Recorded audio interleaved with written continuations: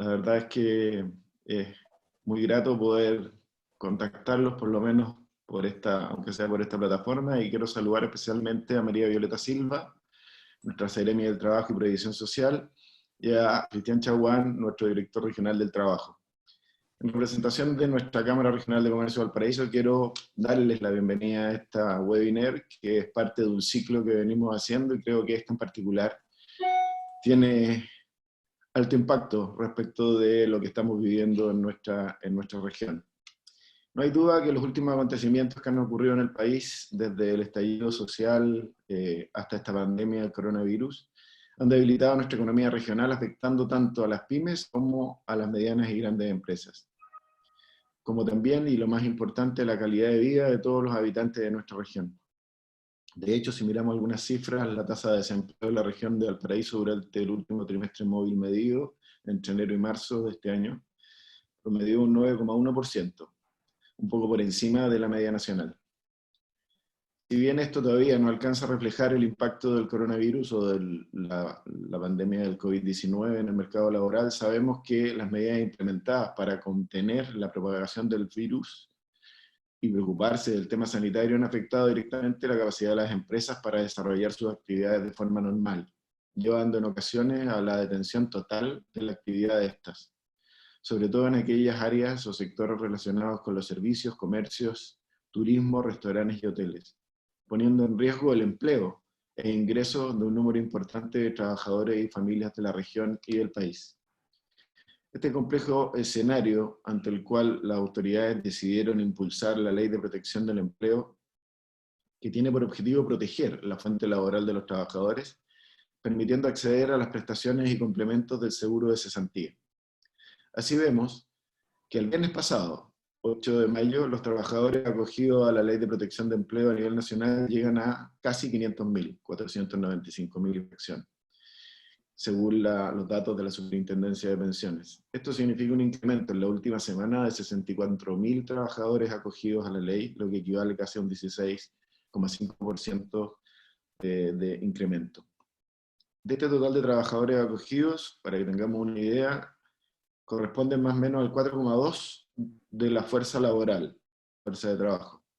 Y si no se hubieran acogido a esto, generarían un impacto en el desempleo que podría llegar casi al 13%, 12,9%. De las empresas que han optado por la Ley de Protección del Empleo, el 76% son microempresas, es decir, con 10 o menos trabajadores. El 16% es pequeña empresa, entre 11 y 49. El 3,5% está en la línea de las medianas, que corresponden a 50 hasta 199 trabajadores, y solamente el 1,3% a las grandes empresas que son de 200 trabajadores y más.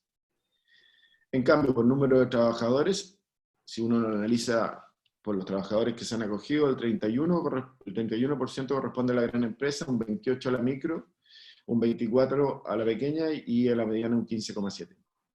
Cuando revisamos nuestra región, tenemos que el 7,3% de los asalariados formales se han acogido a esta ley, bastante por debajo de otras regiones que llevan la delantera en esto, como son la Araucanía, con un 16%, Arica y Parinacota, un 13%, Tarapacay y Magallanes, que llevan un 11%, y luego sigue la región metropolitana con un 10,5%.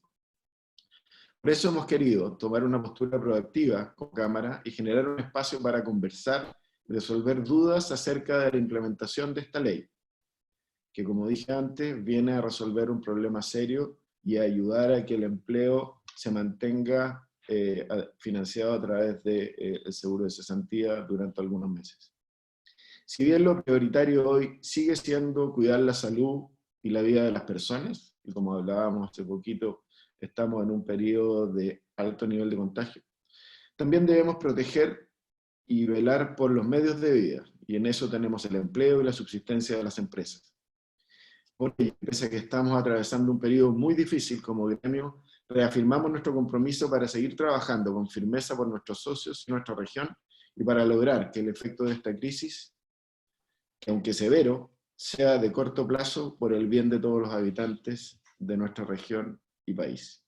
Muchísimas gracias por estar conectados con nosotros hoy día, y espero que podamos sacarle el jugo a las autoridades que nos acompañan y a las cuales agradezco para poder aclarar todas las dudas. Muchas gracias. Muchas gracias, Piero, por tu saludo y tus palabras de bienvenida.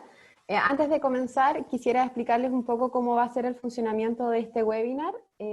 A continuación va a presentar la Seremi del Trabajo María Violeta Silva, unos 40, y luego de terminada su presentación daremos paso a las preguntas. Para poder hacer las preguntas, yo les solicito que las puedan hacer a través del chat que está abajo en su plataforma, puedan ir escribiendo sus preguntas y luego las vamos respondiendo con la Seremi del Trabajo y con el director regional del trabajo. Así también les pido, por favor, durante la presentación de la Seremi tengamos nuestros micrófonos y nuestros videos apagados y silenciados para no interrumpir la presentación. Con eso dicho, Seremi, muchas gracias por acompañarnos y la dejo para que pueda hacer su presentación.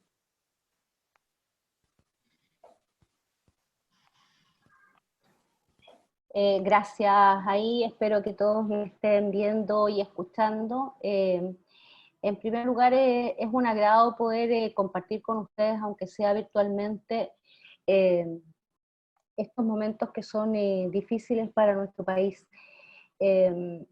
Yo quisiera, antes de partir, hacer una breve reflexión. Efectivamente, cuando asumimos como gobierno, y yo asumí como Seremi del Trabajo, se nos dijo que teníamos o íbamos a tener grandes desafíos para poder levantar la región, para poder levantar el empleo y para poder mejorar el país de las condiciones en que lo habíamos recibido. Nunca nadie nos dijo, ni podíamos saber que se nos iba a venir primero los hechos de violencia del 18 de octubre, y luego, digamos, esta pandemia mundial que nos está generando no solo una crisis sanitaria, sino que una crisis económica y una crisis social en el mundo entero. Nosotros vemos como países como Estados Unidos hoy día, digamos, tienen unas, parece que son inéditas en la historia, salvo pudiera ser la crisis del 29, digamos, o posguerra. Y por eso es que dentro de ese marco, y tan pronto supimos de la existencia de este nuevo virus y de los efectos que podía generar, el presidente Sebastián Piñera fijó una estrategia basada en 3 ejes. El primero, cuidar la vida y la salud de los chilenos y chilenas. El segundo, velar por la cadena de abastecimiento, tanto de mercaderías como de servicios básicos. Y tercero, proteger los empleos y los ingresos de los habitantes del país. Respecto de la primera, que es todo lo que son las medidas sanitarias, ustedes han escuchado, nosotros estamos haciendo un esfuerzo grande por aplanar la curva, se han tomado las medidas que se han podido tomar, y en ese sentido, digamos, ha sido hasta ahora una buena gestión. Esperamos, ¿cierto? Y en eso también lo ha dicho el ministro de Salud, que en estas 2 semanas que vienen podamos tener efectivamente el pic que teníamos que iba a ser en abril, que se postergó. Y esperamos que el autocuidado y la cultura del autocuidado pueda ayudar a ir aplanando la curva. Y respecto del abastecimiento, ustedes ven, hemos tenido un funcionamiento de supermercados, farmacias y servicios básicos. Por lo tanto, agradecemos a cada una de las empresas y a cada uno de los rubros que lo han permitido. Y en materia de protección de empleos y de ingresos es lo que vamos a ver hoy día, que es nuestro tercer eje. Reconociendo que estas medidas de protección del empleo hay que mirarlas dentro de lo que es el paquete económico de emergencia. Vale decir, hay unas medidas que son para la protección de los trabajadores, que también, y entiendo que ustedes ya tuvieron una actividad para conocer lo que es la agenda económica de emergencia, porque es parte de toda una red de protección que estamos habilitando, y también incluyendo, ¿cierto?, los sectores informales a través de lo que hoy día esperamos se transforme en la Ley de Ingresos Familiar de Emergencia. Dicho esto, vamos a centrarnos en lo que son las iniciativas del Ministerio del Trabajo. La primera de ellas, que probablemente pasó, estoy con un computador que no es el mío, así que ahí sí. Nosotros tenemos 2 leyes ya que se han aprobado que dicen relación directa con la gestión del Ministerio del Trabajo. Una que probablemente tuvo menos connotación, pero que es muy importante, que es la Ley de Trabajo a Distancia, y una segunda que es la Ley de Protección del Empleo, que es a la que se refería Pierpaolo. Rápidamente voy a pasar por la Ley de Trabajo a Distancia, entendiendo que Esta es una ley permanente, a diferencia de la Ley de Protección del Empleo, que es para una situación excepcional. Esta es una modificación al Código del Trabajo que nosotros estábamos impulsando desde el año 2018 y que creemos que es una herramienta clave, no solo para hoy día paliar la crisis del COVID y evitar los despidos, sino que también va a permitir que muchos sectores que antes estaban marginados del mundo del trabajo puedan incorporarse realizando sus tareas desde un lugar distinto a la empresa, manteniendo su fuente laboral y generando ingresos. Ejemplo, las mamás que tienen hijos que tienen que cuidar o quienes están a cargo de adultos mayores, personas en situación de discapacidad, o quienes viven muy lejos de su centro laboral puedan acogerse a esta ley que es permanente. En algunos casos nosotros habíamos ya sugerido que las empresas pudieran acogerse al teletrabajo, trabajo a distancia durante los meses de octubre y noviembre, pero eso tenía que ser de común acuerdo y con un contrato o un anexo de contrato bastante extenso, donde se resguardaran los derechos de los trabajadores y los deberes de ellos, porque esto no estaba regulado en el código. Por eso era tan importante regularlo. Y dentro de los aspectos relevantes de esta ley, se permite la formalización de una relación laboral. Había muchas personas que trabajaban desde sus casas y por no estar regulado en el código, no tenían un contrato de trabajo formal. Aquí es indispensable el consentimiento del trabajador para prestar su servicio desde un lugar diferente. Siempre va a estar el derecho a retomar, ¿cierto?, las condiciones laborales normales, entre comillas, de presencia física en la empresa. Y regula un tema que estaba un poco, digamos, sujeto a interpretación, y era quien proporciona los elementos de trabajo y los elementos de protección personal. Y eso la ley lo regula expresamente, indicando que la empresa, como dueña de los medios, es la que tiene que proporcionar todas las herramientas para que el trabajador haga su labor desde un lugar distinto al de la empresa. Y también desde el punto de vista de la higiene y la seguridad, el empleador sigue siendo garante de ambos conceptos y por lo tanto tiene que informar de los riesgos laborales, las medidas de higiene y seguridad, y también proporcionar de su costo los elementos de protección personal que se requieran, teniendo en cuenta el riesgo que pueda significar una determinada faena al interior del hogar.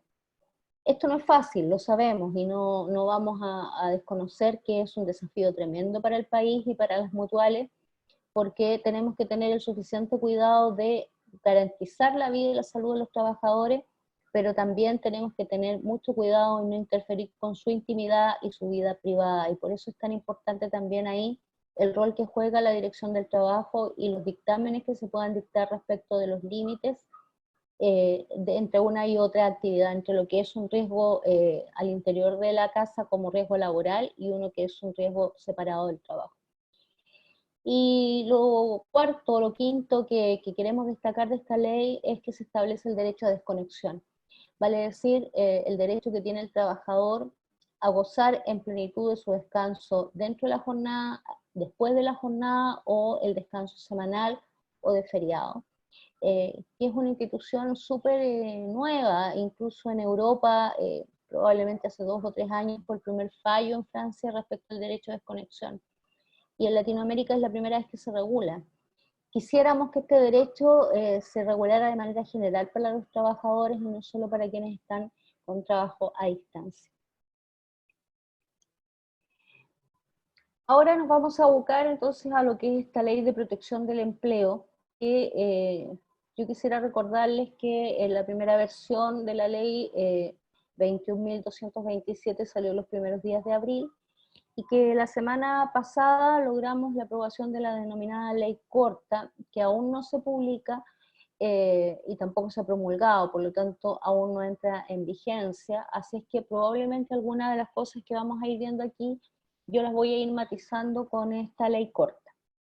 Y esta ley corta tiene, esta ley de protección del empleo tiene 4 ejes fundamentales. Primero, lo que decía Pierpaolo, mantener la relación laboral por el periodo de emergencia. Esta es una ley de emergencia por el COVID-19, por lo tanto, en principio va a estar vigente mientras dure la declaración del estado de catástrofe, ¿ya? Y no es una legislación permanente, es una legislación excepcional, que permite que el trabajador reciba una remuneración, ¿ya? equivalente a un 70% de su remuneración actual en la medida que se suspenda la relación laboral, o complementaria en los casos de reducción de la jornada de trabajo, con cargo al seguro de cesantía.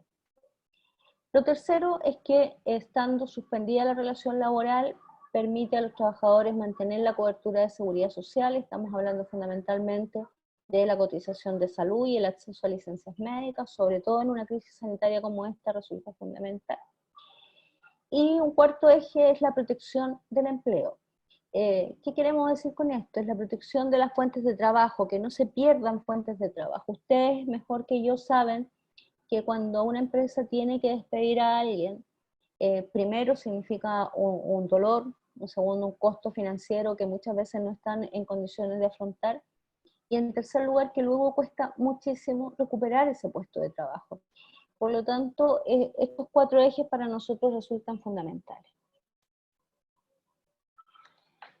¿A quiénes beneficia esta ley? Esta ley beneficia a los trabajadores que cotizan en el seguro de cesantía. Y en segundo lugar a las trabajadoras de casa particular, ambos que hayan visto afectada su situación laboral producto del COVID. Por lo tanto, lo primero que tienen que tener en cuenta es que aquellos trabajadores que no cotizan para el seguro de cesantía, vale decir, pensionados, trabajadores informales, trabajadores a honorario, o aquellos que fueron contratados antes del 2004 y permanecen con el mismo empleador, no quedan incluidos en esta ley, y por eso que se está trabajando en esta otra ley, que es el ingreso familiar de emergencia, y también la ley de los trabajadores a honorario, que son complementarias de esta.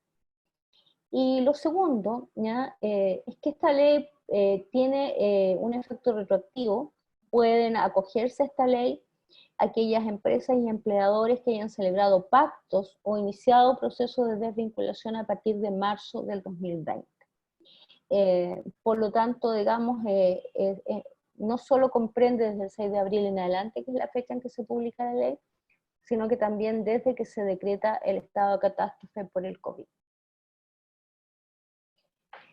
Y esta ley descansa en tres figuras, ¿ya? Las dos primeras de suspensión temporal de la relación laboral y una tercera de reducción temporal de la jornada de trabajo. Vamos a ir viendo una a una. La primera es la suspensión del contrato por acto de autoridad, que opera cuando, valga la redundancia, la autoridad declara la paralización de una actividad económica, sea de manera temporal, para el país o para una zona en particular. Ejemplos concretos: el 18 de marzo, cuando se decreta el estado de catástrofe, se prohíbe el funcionamiento en todo el país de lo que son los restaurantes con atención de público en el lugar, se prohíben los gimnasios, las salas de eventos, los cines, y por lo tanto esos sectores económicos fueron afectados por un acto de autoridad. Pero aquí quiero precisar que cuando hablamos de acto de autoridad estamos hablando de autoridad competente, ¿ya? Y quienes pueden en estos casos decretar los cierres y por lo tanto las empresas acogerse a esta ley son aquellos que son afectados por un acto de autoridad del Poder Ejecutivo, le hace presidente de la República, ministerios, ¿cierto? Que son los que pueden tener esas facultades. Y esto hago la distinción porque ustedes han escuchado o escucharon al comienzo de la crisis que habían municipios, ¿cierto?, que habían decretado el cierre, por ejemplo, de botillerías, ¿ya? Si bien es cierto, los municipios tienen facultades para clausurar algunos locales, no es por el COVID.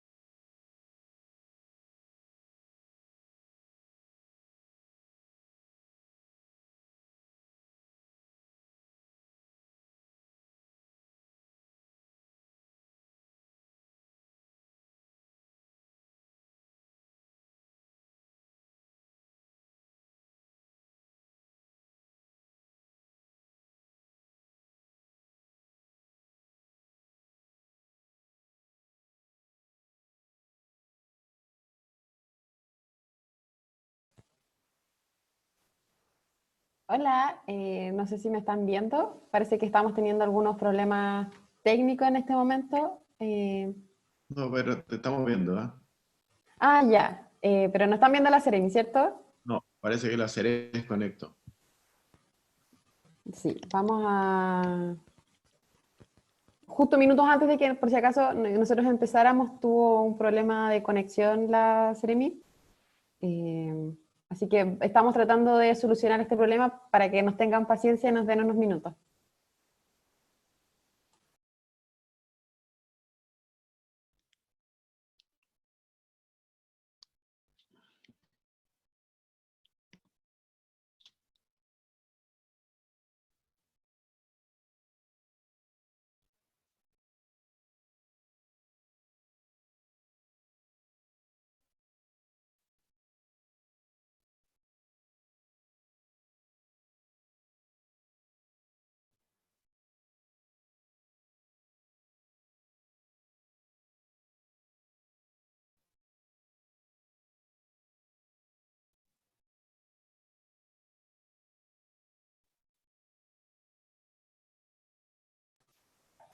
Le vamos a dar unos minutos, tuvo un problema de conexión la Seremi, lo están tratando de solucionar, se les cayó el internet, cosas que pasan en estos días en que estábamos todos ocupando el internet y estamos todos haciendo de manera virtual.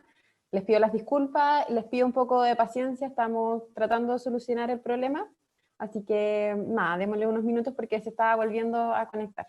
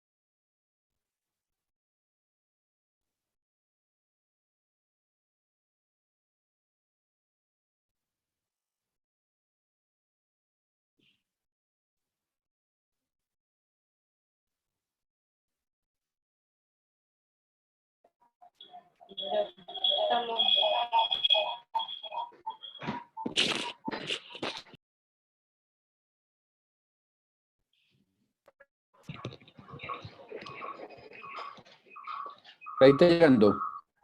Sí, Ahí ahí estoy sí, de por ahí está vuelta. llegando. Ahí sí, pues bienvenida. Ya, gracias. Ahí sí vamos a seguir estas cosas que pasan. Eh, Estamos ahí reabriendo compartir la pantalla. Oye, ya me puse de acuerdo igual con Cristian Chaguán, en caso que se vuelva a caer, él va a tomar el relevo, ¿ya? Continuamos, entonces les estaba hablando del acto de autoridad, que es aquel que dicta una autoridad competente, y que aquí no se requiere un acuerdo de empleador y trabajador, opera de pleno derecho desde el minuto que se decrete el acto de autoridad, y tiene dos efectos. Por una parte, el trabajador deja de estar obligado a prestar los servicios, y de contraparte el empleador deja de estar obligado al pago de la remuneración. Si ustedes se recuerdan, esta fue una de las grandes discusiones que hubo a propósito de un dictamen que dictó la Dirección del Trabajo a fines de marzo, que no hacía otra cosa que recoger la legalidad vigente, digamos. Hoy día se vende la relación laboral y los empleadores solo quedan obligados a pagar las cotizaciones previsionales y de salud, con excepción de la cotización de la Ley de Accidentes del Trabajo y Enfermedades Profesionales. Yo ahí les quiero señalar que si bien originalmente el pago de las cotizaciones se calculaba sobre el 50% de la remuneración pactada antes de la suspensión de relación laboral, en la ley corta viene una modificación, se establece que la cotización obligatoria de AFP, comisión de AFP, el SIS, seguro de invalidez y sobrevivencia, se va a pagar sobre el 100% de la prestación que reciba el trabajador a través del seguro de cesantía, es decir, un 70%. Y el resto de las cotizaciones de seguridad social, como la cotización de salud, cesantía y ley sana, se va a tomar como base de cálculo el 100% de la última remuneración mensual percibida por el trabajador. ¿Por qué se preguntarán ustedes? Porque en materia de salud, obviamente que las prestaciones varían dependiendo del plan, si un trabajador está en un ISAPRE o está en una AFP, y también podrían eventualmente variar incluso los que están en FONA. Los trabajadores, por su parte, ¿cómo van a recibir ingresos?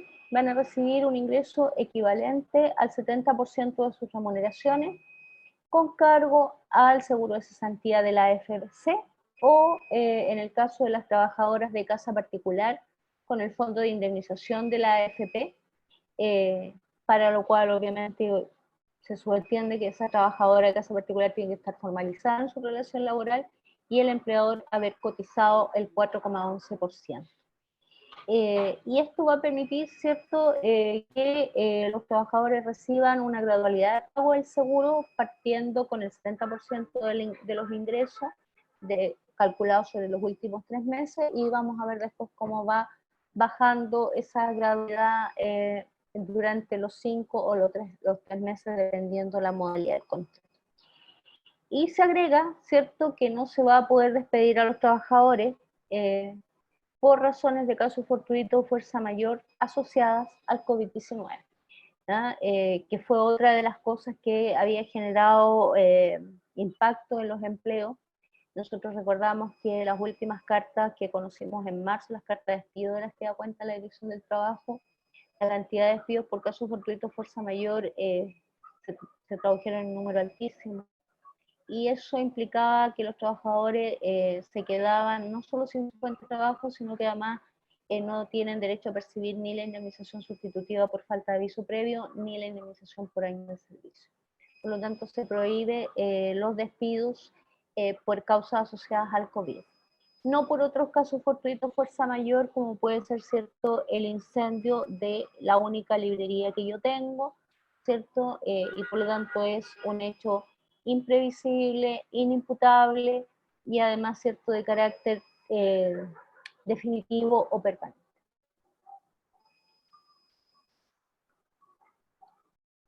Similar a lo anterior es el pacto de suspensión de contrato. Aquí tiene exactamente los mismos efectos que ya hemos señalado, pero ¿en qué consiste? ¿Cierto? Esta vez no en un acto de autoridad, sino que consiste en un pacto que se celebra entre el empleador y el trabajador para suspender una relación laboral por un tiempo determinado cuando la actividad económica se haya visto afectada total o parcialmente por el COVID.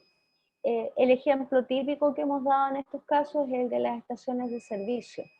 ¿Ya? Ustedes saben que las estaciones de servicio en tiempos normales tienen un atendedor por isla, pero que durante este tiempo, no ahora, pero los primeros días, digamos, de abril había bajado muchísimo el consumo de combustible y por lo tanto, digamos, ya no era necesario 5 atendedores, sino que probablemente 3 o incluso 2. Y este pacto de suspensión de contrato puede ser respecto de todos los trabajadores de la empresa o respecto de una parcialidad, respecto de un rubro determinado, de parte del proceso de producción o de toda la empresa. Eso depende de qué tan afectada esté la empresa respecto de su situación económica.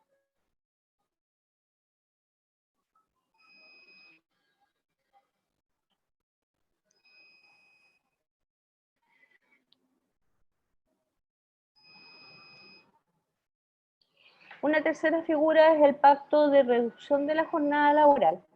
Esta era una figura que nosotros ya estábamos estudiando después del 18 de octubre, ¿ya? Y que consiste en un pacto que se celebra entre el empleador y los trabajadores o la organización sindical, si existe, que permite acordar una reducción de hasta un 50% de la jornada de trabajo de los trabajadores con la consecuencial rebaja de la remuneración. Al decir, si yo rebajo hasta en un 50% la jornada, también voy a tener, ¿cierto?, como contrapartida como empresa, el derecho a reducir en un 50% la remuneración. Pero para no perjudicar al trabajador en sus ingresos, se le permite también hacer uso, ¿cierto?, de un suplemento de sus ingresos a través del seguro de cesantía, ¿cierto?, hasta llegar, ¿cierto?, al mismo 70%.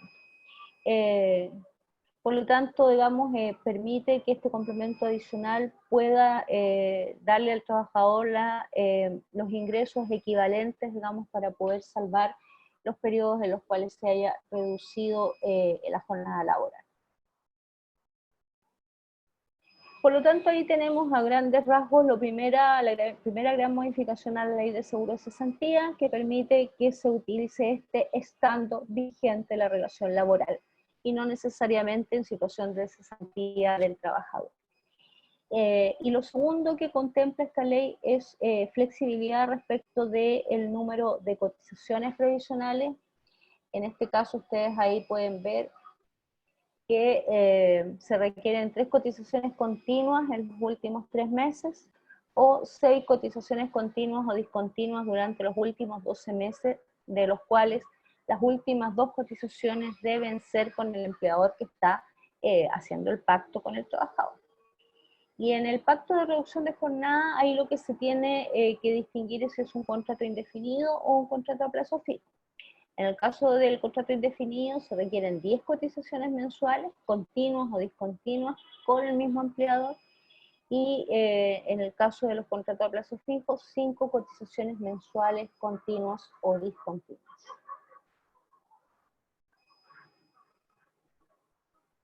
¿Cuáles son los requisitos que se establecen para el empleador? En el caso de suspensión, no hay un requisito especial, ¿ya? Salvo que se haya dictado el auto de autoridad o que efectivamente haya un acuerdo entre las partes. Pero en el caso de la reducción de la jornada de trabajo, sí hay requisitos que son, no son copulativos, son alternativos, y por lo tanto no debe confundirse en esto, digamos, ninguna empresa. En primer lugar, ser contribuyentes de IVA y demostrar una disminución promedio de un 20% de las ventas en 3 meses consecutivos con respecto al mismo periodo del año anterior. Enero, febrero, marzo 2020 con enero, febrero, marzo del 2019. En segundo y tercer lugar, está la empresa en un proceso de reorganización o de asesoría económica de insolvencia, y estamos hablando ya derechamente de que entra a tallar la Superintendencia de Emprendimiento e Insolvencia. Y la tercera o cuarta es, y esta es como la más amplia y la que permite que muchas empresas puedan acogerse, que es estar en una situación de funcionar, pero con la necesidad de reducir la jornada de los trabajadores por un tema operacional, financiero o de seguridad. ¿Qué queremos decir con esto? Vamos a poner el ejemplo, ¿cierto?, de la misma librería, una librería que tiene 3 atendedores, bajaron las ventas, pero no quiero cerrar la librería, entonces puedo, ¿cierto?, reducir la jornada y tener 2, en vez de tener 2 personas jornada completa, esas 2 personas las tengo con media jornada, las voy alternando en el turno, ¿ya?, producto de la baja de las ventas. O la misma estación de servicio que yo les decía, también podemos ir estableciendo sistemas de turno por jornada parcial o media jornada. En algunos casos también por temas de seguridad, precisamente, digamos, de a lo mejor locales muy pequeños que no puedan tener el distanciamiento social que se requiere, puedan, digamos, ajustarse el funcionamiento de los trabajadores. Aspectos importantes de la ley, ya les había señalado que prohibía el despido por el caso fortuito fuerza mayor con motivo de la pandemia. En segundo lugar, los pagos de los beneficios se hacen primero con cargo a la cuenta individual de cesantía y una vez agotado este, se paga con cargo al Fondo Solidario. Esto fue una de las mayores objeciones que pusieron algunos parlamentarios porque que pretendían que se usara primero el Fondo Solidario y solo una vez agotado este, se usara la cuenta individual de cesantía de cada trabajador. Pero se les demostró que esa medida es regresiva. ¿Qué les quiero decir con esto? Los trabajadores que tienen sueldos más altos tienen más dinero acumulado en la cuenta individual que los trabajadores con rentas más bajas. Por lo tanto, la posibilidad de que se agote primero el fondo de la cuenta individual de un trabajador con bajas remuneraciones es más alta que aquel que tiene un mayor sueldo.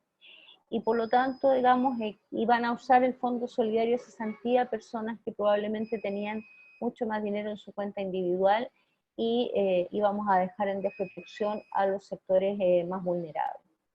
Y lo otro, porque además se permitió o se estableció en la ley una salvedad, y es que cuando la empresa despide por necesidades de la empresa, ya no va a poder imputar a las cotizaciones del fondo de cesantía la indemnización, al revés, no va a poder imputar a la indemnización por año de servicio las cotizaciones que hizo a la cuenta individual de cesantía. Y tercero, que durante la reducción de jornada temporal, los trabajadores mantendrán su derecho a percibir beneficios como aguinaldos, asignaciones, bonos y otros conceptos excepcionales o esporádicos si los hubiera. Sanciones, y esto también está de alguna manera modificado por la ley corta, es que quienes mediante simulación o engaño accedan a complementos de prestaciones o obtengan mayores beneficios que los que les corresponde, van a ser objeto, digamos, de persecución penal. Son aplicables medidas, digamos, a través de la justicia criminal.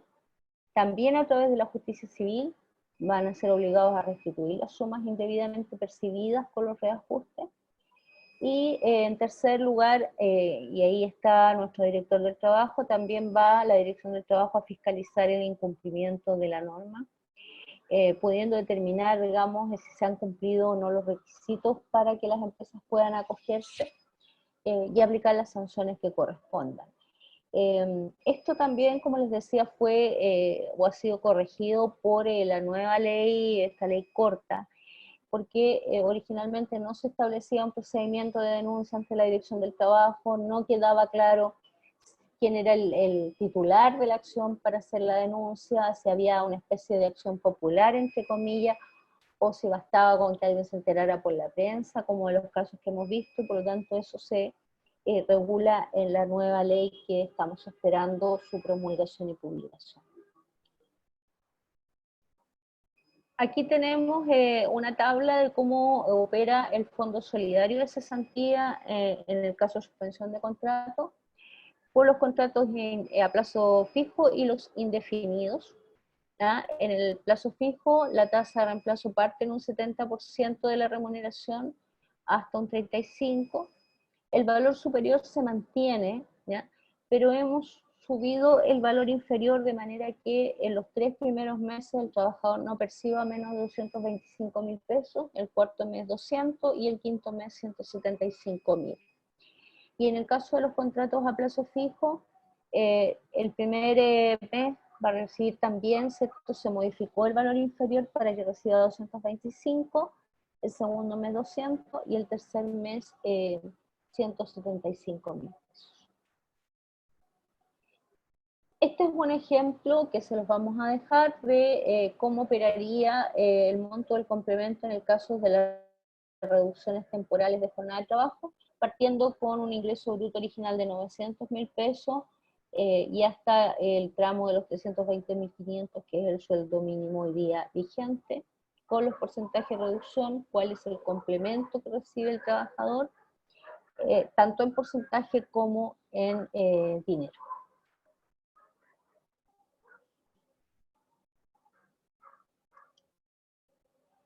En el caso de las trabajadoras de casa particular, se los he señalado, es un caso Es el único caso que los protege esta ley de protección del empleo de trabajadores que no cotizan para el seguro de cesantía. Ellos van a poder suspender su contrato de trabajo, no reducir jornada, suspender el contrato de trabajo, y en ese caso la AFP deberá girar de la cuenta del trabajador el equivalente a un 70% de la remuneración mensual imponible o el saldo si este fuera menor. Y en los meses siguientes, si hay saldo, la AFP va a girar una suma equivalente al 55%, al 45%, al 40% y al 35% respectivamente. Ahí tienen ustedes, ahora todo esto está establecido sobre la base de funcionamiento de plataformas y páginas web. La principal es esta, protecciondelempleo.cl. También está la página web de la Dirección del Trabajo y también la página de afc.cl. Ahora bien, hay algunas cosas que les decía se ha modificado en la ley corta. Por ejemplo, ya les hablé del cambio de los porcentajes de cálculo para el pago de las cotizaciones previsionales. También se agrega un cambio en el sentido de que los empleadores que hagan uso de la ley de protección del empleo no van a poder despedir a sus trabajadores mientras los contratos estén suspendidos, pero esta causal no aplica para cuando queramos, para la prohibición, perdón, de despedir no aplica cuando exista la causal de mutuo acuerdo entre las partes, renuncia del trabajador, muerte obviamente del trabajador, vencimiento del plazo y conclusión de la obra o servicio que dio origen al contrato. Dicho en palabras simples, los contratos suspendidos solo pueden ser terminados en virtud de estas causales. En tercer lugar, se permitió acordar la suspensión convencional del contrato de trabajo con trabajadores que no presten funciones esenciales en las empresas que no puedan paralizar. Ustedes saben que la ley descansa también en un listado de empresas que son esenciales para el funcionamiento del país y que no podían acogerse a esta ley de protección del empleo. Ahora se extiende a las funciones que no son esenciales dentro de la empresa. Aquí viene una cuarta norma que todavía estamos viendo cómo va a operar, y es que estas normas de suspensión de relación laboral no aplican para las trabajadoras que estén gozando de fuero maternal, ¿ya? Por lo tanto, yo no puedo suspender relación laboral respecto de las trabajadoras con fuero maternal. También esta ley corta precisa la fecha en que comienzan a producir efecto los pactos de suspensión del contrato y la reducción temporal. Esto porque había un problema ahí, digamos, en el sentido de que se señalaba que en ambos casos los efectos comenzaban a partir del primer día del mes siguiente a la suscripción del pacto. O sea, si yo celebro hoy día, estamos a 12 de mayo, este pacto, ¿cierto? Recién empezaba a partir del 1 de junio. Eso se acorta y empiezan a regir al día siguiente de la suscripción. También habíamos dicho, ¿cierto?, que las empresas para acogerse a la suspensión condicional, una de las causales que tenía, ¿cierto?, era presentar bajas en la productividad o en las ventas, y ahí se establecen parámetros objetivos en el sentido de presumir que la actividad del empleador se ha visto afectada parcialmente cuando el mes anterior a la suscripción del pacto de suspensión sus ingresos por ventas o servicios netos de IVA hayan experimentado una caída igual o superior al 20% respecto del mismo mes del año anterior. Aquí en el número 7 además se dotan de mayor facultades de fiscalización a la Dirección del Trabajo, aspecto que le voy a pedir a Cristian que se extienda. Y también se agregan ahí normas respecto de cómo resguardar el pago de la pensión alimenticia de los trabajadores que tienen retenciones y que se acojan a la Ley de Protección del Empleo. En definitiva, se va a establecer un sistema en que la AFC va a tener que derivar el monto equivalente a la pensión alimenticia al empleador para que el empleador cumpla con la obligación de depositarlo en la cuenta del alimentario.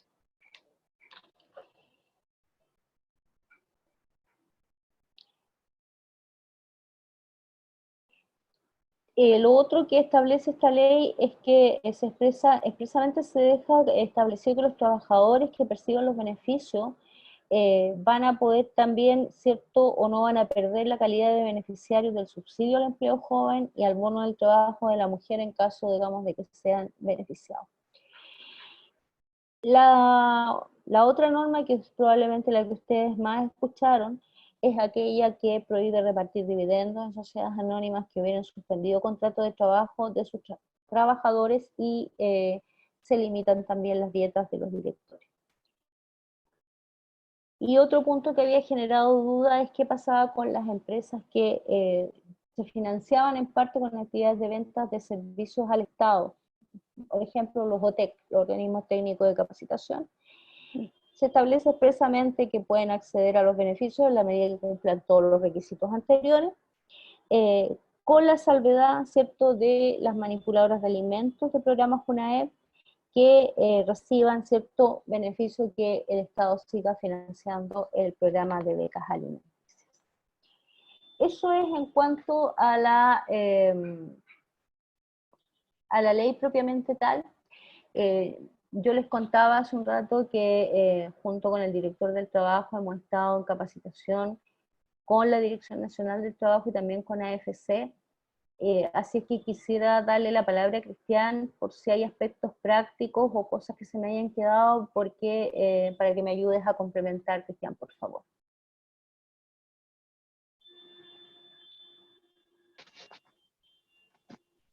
No sé si me escuchan. Sí, pero no te vemos. Tienen que autorizarme para verme, aunque no se pierden mucho. Bien. La Vero Sí, ahí. darle alguna referencia también a la situación actual de aplicación de la reducción de jornada. Nosotros por mucho rato estuvimos esperando como servicio que se dictara una ley corta y que perfeccionara la primera ley de protección del empleo, la cual salió la semana pasada. En paralelo, hace 3 semanas aproximadamente, nuestro servicio puso a disposición vía web un aplicativo para que las empresas ingresen y suscriban los pactos de reducción de jornada. Eso fue posterior a la promulgación de la ley, que fue en abril. En abril nosotros en la región tenemos 108 empresas que se acogieron a la reducción de jornada entre abril y mitad de mayo, que cuando pusimos este aplicativo a disposición. Entonces lo que está pasando, y es muy recurrente para que lo puedan difundir junto a sus asociados, es que muchas empresas quieren dejar constancia a través de ese aplicativo que ya firmaron la reducción de jornada con sus trabajadores. Y eso genera problemas de temporalidad. Entonces, para ser súper concretos, las empresas que aún no han firmado la reducción de jornada laboral y lo quieren hacer, lo pueden hacer directamente por el sitio web de la Dirección del Trabajo.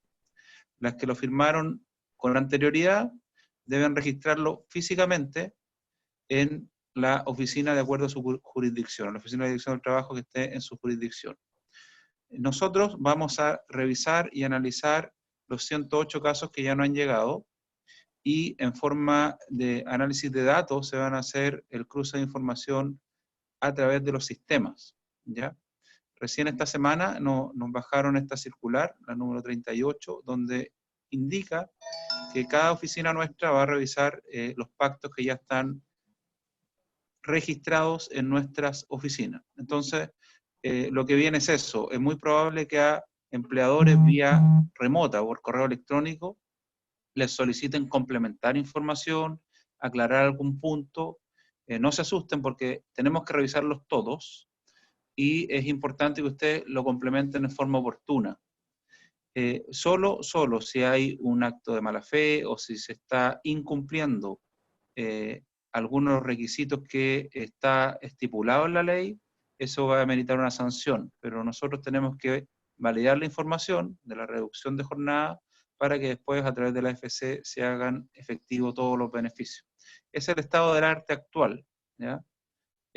La información que se cargue para los nuevos pactos que se firmen a contar de estos días en adelante y se registren en el sitio web, está cruzada con el Servicio de Impuesto Interno, con Previred, con AFC. Entonces, esa revisión es automática, es en línea. el AFC se da por enterado rápidamente y el beneficio efectivamente se hace al mes siguiente de que se suscriba este pacto. Lo otro lo estamos haciendo a contar de esta semana en forma manual y vamos a tomar contacto con cada uno de los que ya firmaron ese pacto. Eso quería reforzarlo porque es la gran pregunta de las últimas semanas de muchos usuarios nuestros, tanto trabajadores como empleadores, están inquietos respecto a qué es lo que viene y cómo podemos solucionar estos temas. Sí, gracias, Cristian. Mira, a ver, dentro de las dudas generales que hemos tenido, ¿cierto? Ayer o anteayer nos preguntaban qué pasa, digamos, cómo se calcula la renta imponible. Es lo que decía Cristian, toda la información hoy día está cruzada con Previred, con el Servicio de Impuestos Internos, y por lo tanto, digamos, la planilla que se llena o el formulario que se llena a través de la página web va dando datos automáticos, es un poco similar a lo que es la página del Servicio de Impuestos Internos. Problemas que han tenido muchas empresas al comienzo y que hoy día lo estamos mejorando, era por ejemplo que en algunos casos no reconocía la clave única el portal de la Dirección del Trabajo. Hoy día eso se ha solucionado. También nos informaron el lunes que hay empresas que no han podido acceder más bien porque no han borrado el historial previo del computador, del navegador donde lo están haciendo, y que son problemas más bien prácticos, ¿ya? Por lo tanto, hoy día, estando en línea, no deberían tener inconvenientes para que el sistema, ¿cierto?, automáticamente arroje todas las opciones válidas y vaya señalando ahí paso a paso si cumplen o no los requisitos para la reducción de jornada. Ahí pregunta Kenneth, ¿cierto?, que en Previred ya se visualizan las imposiciones de abril, pero en la página de DT el promedio de los últimos 3 no está contabilizando abril. Cristian, ahí no sé si puedes contestarle a Kenneth. Sí, no lo contabiliza. el plazo de pago de las imposiciones vía web de Previred está venciendo ahora, en estos momentos, hasta las 13 horas de hoy se puede pagar. Entonces, estas descargas masivas que hace Previred a nuestro servicio demoran un par de días después del cierre de cada mes. Si usted pagó las imposiciones ayer, anteayer o el día 1 del mes siguiente, efectivamente puede sacar sus planillas porque Previred ya las generó, pero para la transmisión de datos requiere un par de días adicionales. Eso es importante tener en cuenta. Efectivamente están pagadas, están validadas. Ahora, también la ley contempla... ¿Cómo? Sí, sigue nomás. Sí, no, la ley contempla que los empleadores que hayan declarado imposiciones y las tengan adeudadas pueden igual acceder al beneficio. No es un impedimento hoy día. Se entiende que es una situación compleja y la ley contempla eso. Es importante sí declararlas, no dejarlas sin declarar. ¿Ya? Incluso da alguna facilidad, entre comillas, para ir poniéndose al día dentro de un plazo de, si no me falla la memoria, dentro de un año. Ahora son 24 meses, se extendió por la ley corta. 2 años. Sí, perfecto. 2 años después de la ley corta. Así que importante declararla. Sí. Declararla, sí. Sí. Otro interesante tema, para no perder un poco la perspectiva, porque en muchos casos donde existen organizaciones sindicales, han habido presentaciones de los dirigentes en función del cumplimiento de las normas de salud y seguridad. Más allá del artículo o del decreto 594 del Servicio de Salud y la aplicación del artículo 184 que decía nuestra Seremi al inicio, es importante y una recomendación permanente que nosotros hacemos es mantener una comunicación fluida con comités paritarios y sindicatos. Quienes tengan comités paritarios es súper relevante que ellos cooperen en las inspecciones, que sugieran, que ayuden en las difusiones, porque dentro de la obligación que da el decreto 40, el derecho a saber o obligación de informar del empleador, debiésemos hoy día informarle a todos nuestros funcionarios o trabajadores de que hay un nuevo riesgo de contagio, que podemos tener clientes que llegan contagiados o que algunos funcionarios puede contagiar un trabajador a otro, digamos, entonces tenemos que tener otros protocolos de actuación, otros procedimientos internos que se apoyen con las mutuales también, a las cuales están suscritos, o el ICL, o alguna de las otras privadas, para que los orienten en cómo sanitizar, cada cuánto tiempo, cuáles son los elementos de protección personal necesarios hoy, a diferencia de hace unos 3 meses atrás que tenemos que usar, los espacios, a lo mejor hay que cambio en los sistemas de turno, si salen a colación, a lo mejor hacerlo en forma diferida. En todo ese quehacer del día a día, es importante que los comités paritarios también estén involucrados, o si hay algunos dirigentes que puedan ayudarles también en eso, porque muchas veces queda la sensación de que la empresa no hace nada, o que la empresa no tomó los resguardos. Sin embargo, cuando involucramos a los trabajadores, fluyen ideas que a veces no tienen costos económicos altos, que son a veces, como les decía, de reorganización o de algunas aplicaciones sencillas. Gracias, Cristian. Ahí nos preguntan qué pasa con las pensiones ya realizadas en abril, pero que fueron realizadas a mujeres con fuero. Agrega, entiendo que la ley corta es retroactiva. ¿Qué se debe hacer en estos casos? Director. Debiese quedar nulo ese pacto para esa trabajadora. Eso creo que el punto 4 de la ley corta lo señala. Sí, así es. Que, digamos, las protege tanto la estabilidad laboral como sus remuneraciones. Es muy probable que eso tengamos que sacarlo y dejar a esa trabajadora fuera. No obstante ello, estamos pidiendo pronunciamiento a Santiago para ratificarlo, pero si me preguntan a mí, debiese quedar esa persona con protección por el fuero que tiene. Sí, nosotros habíamos tratado de resolver esto por la vía de la interpretación de del derecho del trabajo, los principios generales, y hay cierto consenso que los trabajadores aforados, digamos, no podían acogerlos a esta ley. Ahora quedó expreso, y además se establece ahí también en la ley corta, viene, por si acaso, para que lo tengan en cuenta, vienen vigencias diferidas, ¿ya? Dependiendo de cada artículo. En este caso el artículo es retroactivo, no permite que las mujeres con fuero puedan acogerse a la ley y debería dejarse sin efecto. No obstante ello, digamos, obviamente que se genera ahí un tema que van a tener que resolver con las mutuales, y es que pasa con esas mujeres, digamos, o sea, vuelven a trabajar porque el fuero es más extenso que el descanso del día. Así que ahí van a tener que asesorarse bastante bien con las mutuales. Pregunta Kenneth, la modificación de la ley señala que al día siguiente realizado el pacto de reducción de jornada se empieza a aplicar. Ahora dice al día siguiente. Ya. Efectivamente, eso fue una de las cosas que se cambió, porque se producía un desfase, ¿ya? Entonces había empleadores que no entendían por qué si lo habían celebrado el día 12 de mayo, ¿ya? El sistema no lo reconocía. Y señala ahí cuándo podremos ver este cambio en la aplicación de la página web de la ET. Entiendo que está implementado ya, directora, ¿no?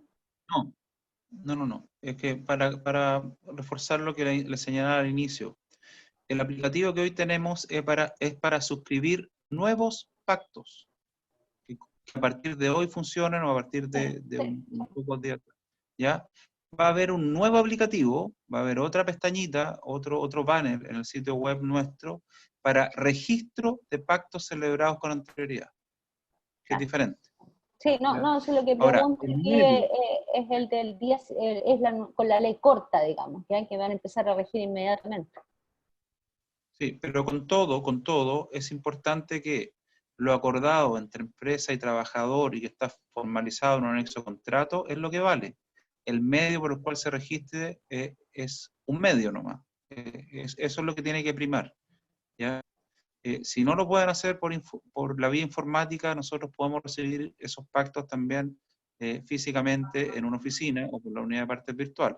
Es ideal que lo hagan por la vía informática para agilizar el trámite, hacer todos los controles en forma automática y tener los beneficios lo antes posible.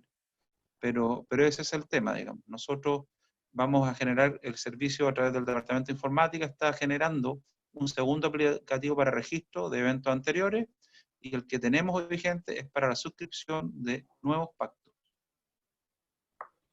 Aquí me hacen una pregunta práctica, ¿ya? Volvemos al tema del fuero, las mujeres con fuero. Dice, ¿cómo se anula? ¿Ah? Dice, ¿debe hacerlo el empleado? Sí, obviamente que eso es súper importante. Todas las obligaciones de esta ley son de cargo del empleador. Tramitar todo el sistema, tanto de reducción de jornada como suspensión, las modificaciones, las revocaciones, todo es cargo del empleador siempre y en línea. No del trabajador, salvo que el trabajador fuera excluido por alguna razón puntual. Y respecto de la anulación, ahí sí no sé si va a haber algo en el aplicativo, Cristian, va a ser de pleno derecho, eso no lo tengo claro. Es muy difícil que el aplicativo lo contenga por la casuística. De hecho, hay mujeres que están con protección por la maternidad, pero no están con licencia médica aún. Están a lo mejor con 2 o 3 meses de embarazo. Entonces eso no genera licencia médica. Por tanto, no hay algún mecanismo interno para poder que alguno de los servicios lo cruce, a diferencia del PREGRE, de la FC o el Servicio de Impuesto Interno que puede cruzar información. Lo que yo les recomiendo es hacer mención a la ley corta, la última que se publicó, y creo que el punto 4, insisto, en que considerando esa ley y ese punto, se anula, digamos, el anexo anterior y se retrotrae la decisión y se mantiene en un anexo de contrato el origen, las condiciones originales, digamos, de la relación laboral entre trabajador y empleador, puntualmente para ese caso. Ahora, si lo tienen ya tramitado, es importante que informen con copias de ese anexo de contrato o adendum a la inspección donde lo registraron o vía remota, digamos, a el servicio, ¿ya? Es súper importante que eso lo informen porque les puede rebotar la planilla completa de beneficiarios porque alguien hizo una denuncia o generó alguna información también por otro lado, cosa que se cruce esta información y puede avanzar el proceso. Sí, guardando las proporciones y respecto de esta pregunta puntual, cuando nosotros teníamos una mujer embarazada y la despedía a la empresa sin conocimiento, que no sabía que estaba embarazada y después se ordenaba la reincorporación, ahí normalmente se hacía por un acto de la Dirección del Trabajo, pero también se hacía un anexo de contrato, dejando sin efecto el despido para establecer cuáles eran las nuevas condiciones laborales y protegerla, ¿cierto?, o cambiarla de funciones si es que era peligroso para el embarazo. Yo creo que es un poco similar la situación, ¿o no, director? Es lo que debiese pasar, generar un anexo que anule el acuerdo anterior. Que no va por sistema, digamos, va por la vía tradicional. Paolo pregunta si existe alguna información respecto a los trabajadores con contratos anteriores al 2 de octubre del 2002, que es la fecha de entrada en vigencia de la ley, y que no cuentan con seguro de cesantía. En cuanto a los números, Pierpaolo, a nivel nacional se estima que no deben ser más del 1% de la fuerza de trabajo, ¿ya? Y en cuanto a cómo van a quedar protegidos, estamos viendo la posibilidad, digamos, o debieran quedar incluidos hoy día dentro del IFE, del ingreso familiar de emergencia. No sé si esa era la pregunta de Pierpaolo exactamente.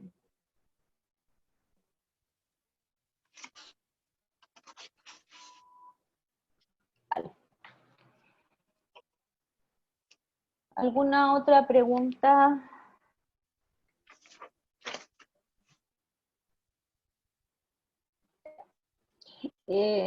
Mientras tanto, voy a hacerles un breve resumen de lo que hablamos ayer con AFC.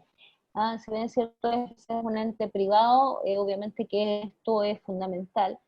Y una de las mayores problemas o dificultades que tuvimos los primeros días es que los trabajadores se acercaban todos físicamente a la AFC a preguntar por los beneficios de la Ley de Protección del Empleo.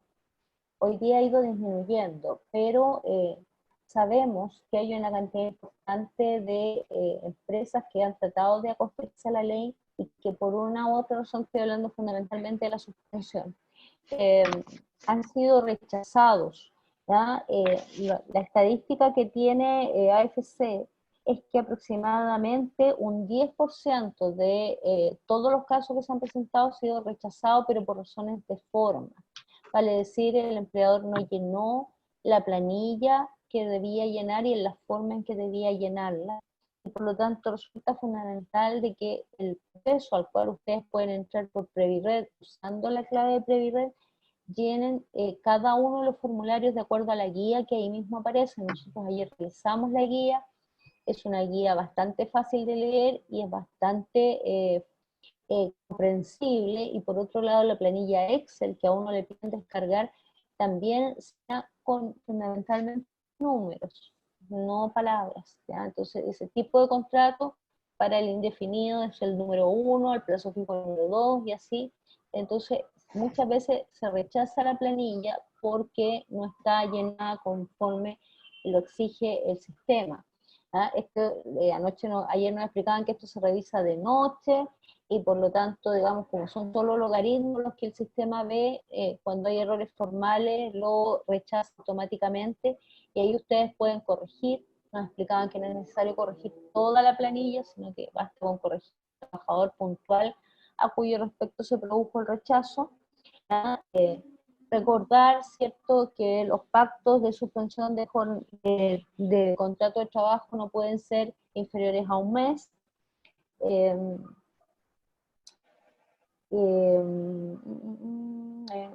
No sé si se me queda algo, Cristian, de lo que vimos ayer. Que el sistema va reconociendo por RUT, que es súper importante, digamos, que a veces se rechaza. Eso fue uno de los temas, los trabajadores extranjeros que fueron ingresados al sistema previsional con el NIC, claro, el RUT transitorio, y que después, ahora que ya han obtenido sus documentos de permanencia, ingresan en el RUT actual y el sistema lo rechaza. Para hacer los trámites hay que hacerlo con el NIC, con el número con el que se ingresó la relación laboral. Aquí te preguntan a ti. Rodrigo Esanilla pregunta, ¿cuándo vamos a tener dictamen de la ley de protección del empleo y la ley del teletrabajo? De teletrabajo ya tenemos instrucciones, podemos hacer una charla cuando ustedes gusten, tenemos incluso una presentación. Así que si quieren la podemos dejar agendada en este mismo formato para, no sé, próxima semana o dos semanas más, cuando podamos congregarnos, no hay ningún problema en eso. Ahora, respecto a esta última ley, como salió recién, lo que nos están llegando son algunas circulares para funcionamiento interno y cómo proceder. Esperamos que el dictamen salga pronto, porque han habido borradores en función de leyes que se están discutiendo. Salió esta ley corta y ahora entendemos que hay en discusión otra ley que perfecciona la corta. Entonces, terminado el escenario de discusión en el Parlamento y ya con las leyes promulgadas, ahí van a aparecer nuestros dictámenes. Mientras tanto, tenemos circulares internas, como les decía, para poder funcionar. De teletrabajo, sí, el teletrabajo está zanjado, está ordenado, la ley entró en vigencia, tenemos presentaciones para poder difundir con ustedes sin ningún problema. Y bueno, apenas tengamos el dictamen, se lo podemos compartir también, no hay ningún problema en eso. Gracias, director. Oye, ok, Rodrigo. Para nosotros como gobierno es súper importante, y lo decía Pierpaolo al comienzo, tenemos que transformarnos, ustedes, nosotros, en voceros de esta ley, en ayudar que las empresas, sobre todo las pymes, ¿ya?, y las microempresas la usen. ¿Ya? Nosotros esto tenemos financiado, esta ley se financió pensando en 4,5 millones de trabajadores. Hasta ahora, y lo decía Pierpaolo al principio, llevamos un 10%.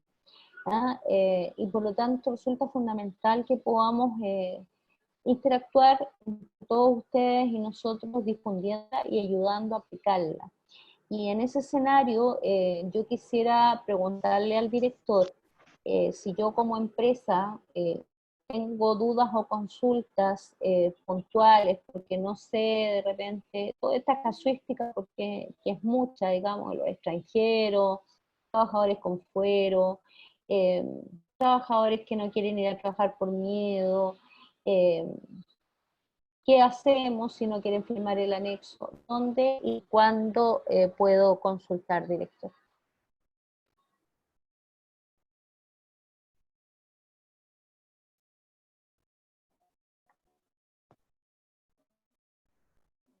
Se nos quedó congelado el director. Perdón, Sí, que ahí perdí sí. un poquito el audio. Sí, sí. No, ¿dónde recurrimos en caso de dudas, consultas, quejas? Bueno, la página protecciondelempleo.cl tiene una serie de preguntas frecuentes y hay una cantidad de guías que ustedes pueden seguir. Y eso se debe actualizar recurrentemente. Eso lo pueden acceder directamente o bien a través de la dirección del trabajo o aplicar el banner y lo va a conducir al mismo sitio. No obstante eso, nosotros tenemos la unidad de partes virtuales que pueden mandarnos correo electrónico y tenemos una mesa de ayuda especial para esta ley.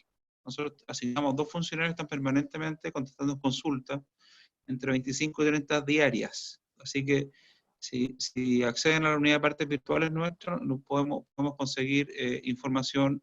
Esperamos que dentro de un día o 2 tengan la respuesta formalmente vía mail. Ahora, si necesitan discutir algo más, hacer una especie de reunión, foro o lo que sea, está también esta vía que lo podemos coordinar como se está coordinando ahora, para algún tema específico o alguna otra materia. Gracias. A ver, pregunta Mario Cáceres. Sí, en el caso me dice puntual, en el caso de la suspensión de contrato mencionaron que las cotizaciones se ajustan al 70%. Los meses siguientes se van ajustando al 45, al 40 y al 35%. La ley habla del 70%, ¿ya? Por lo tanto, 100% de prestación que recibe el trabajador a través del seguro de cesantía, que es un sí. Y pregunta Rodrigo Besanilla, ¿existe algún plan con el CENSE para apoyar el reemprendimiento y reentrenamiento para trabajadores después de la crisis sanitaria? Efectivamente, Rodrigo, el CENSE también está desplegando una batería de herramientas en materia de capacitación y reemprendimiento. De hecho, tú sabes, digamos, que todos los proyectos que estaban en curso, digamos, se nos mandó pedir a través de la directora y se está asignando, así que también probablemente el mismo día que tengamos la charla de trabajo a distancia, el programar que esté nuestro director de CENSE con ustedes para construir esta parrilla, además porque hay cursos online que pueden ser aprovechados por emprendedores, y con eso también poder darlos a reentrenarse, a reconvertirse, y también, digamos, obviamente para poder afrontar esta nueva realidad. Rodrigo es súper optimista, dice, para después de la crisis sanitaria. Yo creo que hay que empezar a capacitar para esta nueva normalidad que nos ha señalado el presidente. Probablemente vamos a tener al COVID por un par de años aquí, digamos, y en el mundo entero, así que tenemos que aprender a sobrevivir con esto. Y en eso también es súper importante el rol que podamos jugar, como lo decía el director, las mutuales, para poder hacer trabajo seguro y también para ofrecer seguridad a los usuarios o a los clientes de cada uno de ustedes. En mi opinión, digamos, tenemos que esperar un poco el pic, pero sin lugar a dudas que en algún minuto del tercer o cuarto trimestre tenemos que empezar a movernos con esta nueva realidad.